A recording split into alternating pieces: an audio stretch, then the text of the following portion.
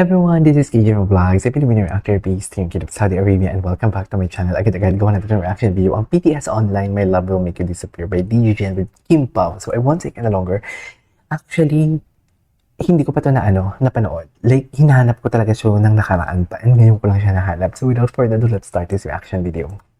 Kim Chu and Paolo Patingin. Avellino with us here all the way from the Philippines. Hello, From the Philippines. everyone. Ay, ganda naman ni Kim. Ay, ang ganda ng mga question nila dito eh. Magandang araw sa inyo. Ay, And thank you so chill lang much si Paolo, no? giving us this opportunity na makasama kayo. Nakabalik na sila sa Pilipinas, right? And Ang alam ko nakabalik na sila. na it's very exciting. The movie will be shown already next week. Mm-mm. You know, the tickets have been sold already by last week. And we're still looking for more dates. And we're looking forward, hopefully, na makasama din kayo dito. Diba? Sa Hong Kong. Let's just go straight about the movie because paulit-ulit yung trailer. Not just here sa likod ko, but also on my phone. Saan? I have a lot of theories already. Kasi nakita ko may May glow up theories. si Ako hanggang ngayon hindi ko pa rin hindi ko pa rin ma-debunk ang theories. Character's name is Sari, right? So nakita ko I already have a theory. Kasi si Jolo's character is very mysterious. And then he has a glow up na parang, okay. So, and makikita nyo sa trailer na he wants to disappear. And the only way for him to disappear is make Sari fall in love with him.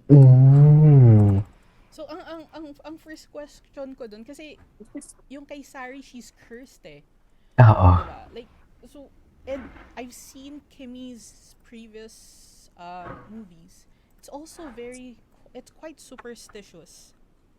Diba? Are you also a Okay. Naniniwala ka ba sa mga ganyan? Ako po? Yeah, si Kim. Oo naman, na marami naman, as a Filipino, marami tayong mga pinaniniwalaan As a Filipino. na sabi ng mga nakakatanda, like this and like that. Pero yung naging culture na talaga natin mga Pilipino, yung maniniwala sa mga superstitious belief. And isa na rin ako doon. May mga pinaniniwalaan din naman ako. Busy. Pero as Sari, naniniwala talaga siya na Sari, Bugs and Bunny pala yung sa likod lahat niya. na minamahal niya, nawawala. Which is, si Kim Chu, maniniwala na rin na lahat na minamahal ko talaga nawawala din naman. May hugot ba yun? Sana wala naman. Hindi ko alam sa napunta yung sagot ko.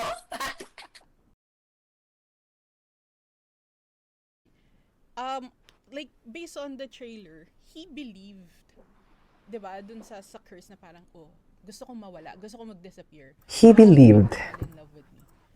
As Paolo Avellino, do you believe also in such things?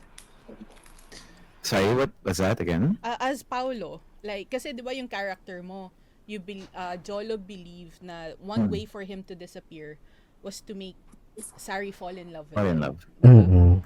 As Paolo Avellino, as you yourself, do you believe in such things? Sa superstition, not so much. Pero parang innate na sa atin mga Filipino na ang daming superstitions eh. Parang Superstitious beliefs. Siguro our Spanish roots or our Chinese. Ay talaga? Spanish ba may mahilig sa superstitious? Dami. Tapos parang na-combine na sa atin. Gwapo ni Pao. Dami nating superstitions. Ganda ng camera niya. Na halo-halo. Pero ako, no, I believe in what I can see and what I believe is what I believe can be rationalized. So si Paolo is more in the logical, more logical side siya. Okay, but then there's just a little bit lang, kahit pa paano. Maybe. May konti. Ano? Siyempre, parang nakasanayan at nakalakihan na natin yung iba. So parang you tend to, I wouldn't say believe, but go along with it. And also, DJ Jin, to answer your question kanina, ang daming speculations, diba? Parang, never Di ba si Kim? naisip na it could Si be Kim nakatitig lang kay Paolo. Tingnan mo. Alam mo ba, off the air, I don't know, kasi I know Pao was waiting earlier, and you can see me being animated. I already have theories. I have theories na parang, what if it's a generational curse? Pero it doesn't make sense. Kasi, tinatapon ko na yung theory ko.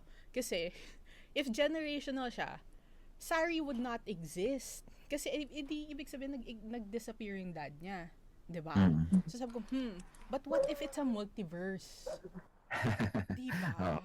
Pampalito lang. Just, Yeah. para, without spoiling anything. Without Anything's spoiling possible. anything. Parang it's nice to, like, listen to different opinions. And parang, parang na rin kayong gumagawa ng sarili niyong pelikula. Yes, Mm. outside of it. Na parang, imagine na, trailer pa lang to. What more kapag napanood na natin yung movie na parang, what if ito pala yung nangyari? Kasi, Tama. like, nakikita Until natin may hindi ko pa Sarah's talaga alam kung ano ang character, ano. simulang Ano ang, pagkabata, what you call she would this? fall in love, she would kiss a guy, and then they disappear. Ano Where do yung they go? theory? Diba? Like, Diba? do they just physically disappear? Do Diba? ba sila sa kwento? Do they also disappear in their photos and family photos? Are they forgotten? Sorry, ang dami ng questions. Pero these are questions that will be answered siguro when we watch the movie. Yes. Yes. Yes. Without spoiling. It's just me. Pero kung gusto kong may questions din dyan na parang haka-haka din, just comment nyo lang para lang makita natin and then mag-exchange tayo ng notes, diba?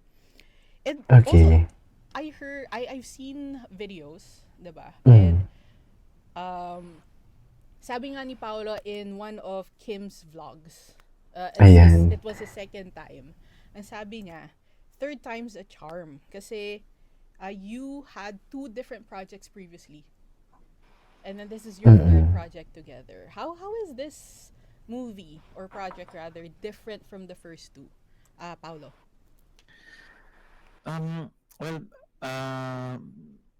it's Ibang-iba talaga sa linlang, the di ba? 2 first Oo. projects were Series. Medyo mas long format yung first. The second one was a short 40 episode series. And parang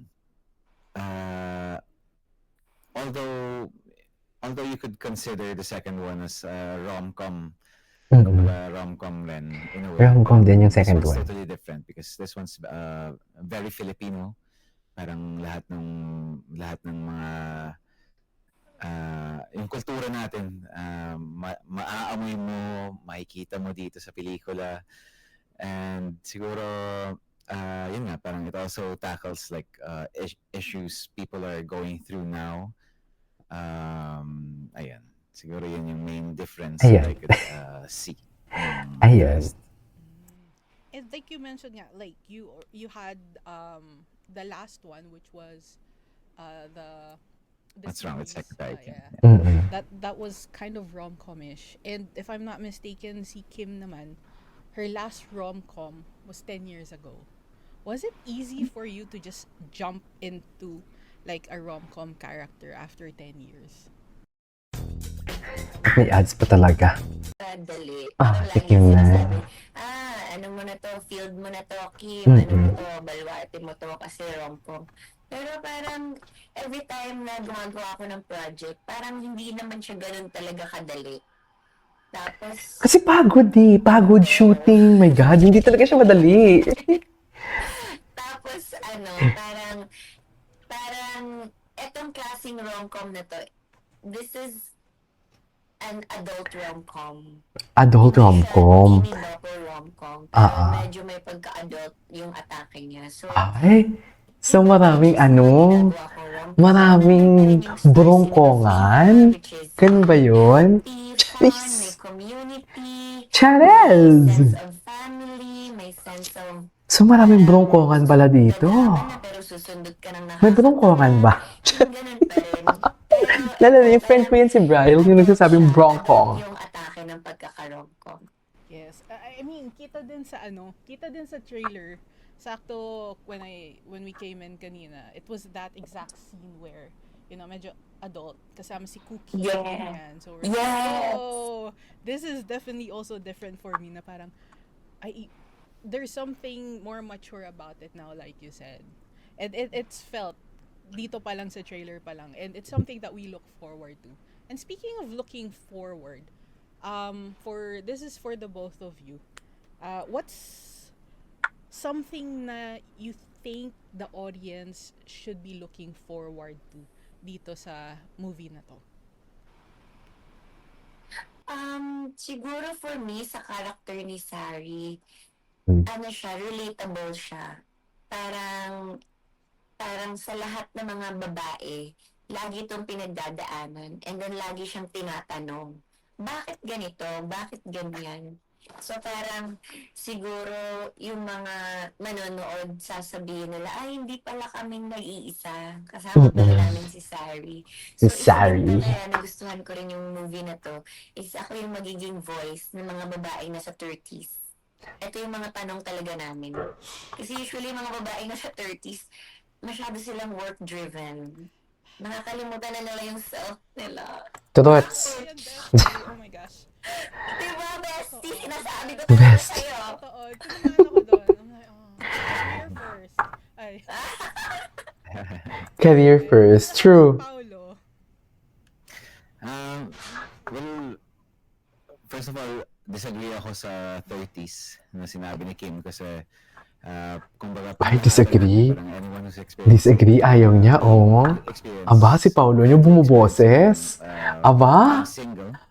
Parang yan talaga yung mga tanong, whether you're in your 20s, 30s, 40s, or 50s. Parang ako, hindi ko nililimit yan sa 30s lang. Siguro nagkataon rin na 30 lang din, na 38 na si Kim. At, 30, I'm sorry. 38. Aba, mali ka, 42 na ako.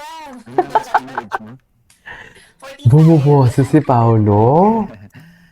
Pero siguro yung isang nakukuha ng audience at ang mga manonood sa characters ko, especially yung mga lalaki na siguro nahatak ng mga misis nila at mga girlfriend na manood ng pelikula, is it's same like Saris, it's very relatable. Men are generally known to be very self-reserved. Sinasarili namin yung mga problema namin, and parang sometimes in different circumstances nakakita sila ng mga liwanag sa paligid nila na nagtatanggal ng kung anumang bumabagabag at dilim sa pagkatao at pag-iisip nila. Lalim. Ay, ang lalim. Bumuboses. Anyways, putuloy muna natin tong reaction video na to. Ipagpapatuloy natin to. Okay? This is KJ Vlogs. See you on my next vlog. Bye!